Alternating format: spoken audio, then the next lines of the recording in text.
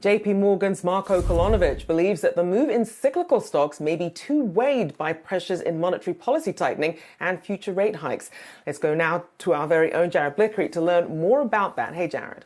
Hey there. Well, they call him Dr. Market for a reason. That is Marko Kolanovic over at JPMorgan. He had been spot on a number of tactical calls and also longer term calls until about the beginning of last year when his calls became less reliable. That was the onset of the bear market. And here's the S&P 500 year to date. Let me just broaden this out so we can see going back to that peak high that we actually had on the first trading day of 2022. If you look here, we have now exceeded the August highs, but essentially still in this huge trading range that goes back about a year.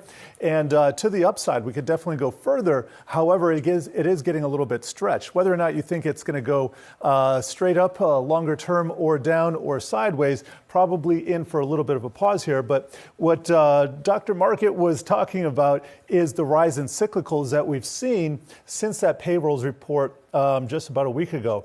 And here's a 1 month view of the sector action. We can see tech, consumer discretionary, and communication services, all those mega cap sectors outperforming. You take a look at the last 10 days, and it's kind of a different view. We still got XLY, that's consumer discretionary, home to Amazon, but also a bunch of other retail names. That's up 8%, but then XLB, that's materials, up 7%, industrials up 6%, energy 5%, real estate 4%, financials 4%. This is really about the value and cyclical play here. And so what do we have happening? We have a huge Fed meeting tomorrow, and regardless of whether or not the Fed pauses, Kolanovic believes that the Fed is going to raise rates later in the year. The worst is not over. So he thinks the people that think the worst is behind us, that they will be, quote, proven wrong. So something to keep in mind here, Rochelle. All right. A fair warning indeed. Jared Blikre there for us. Thank you so much.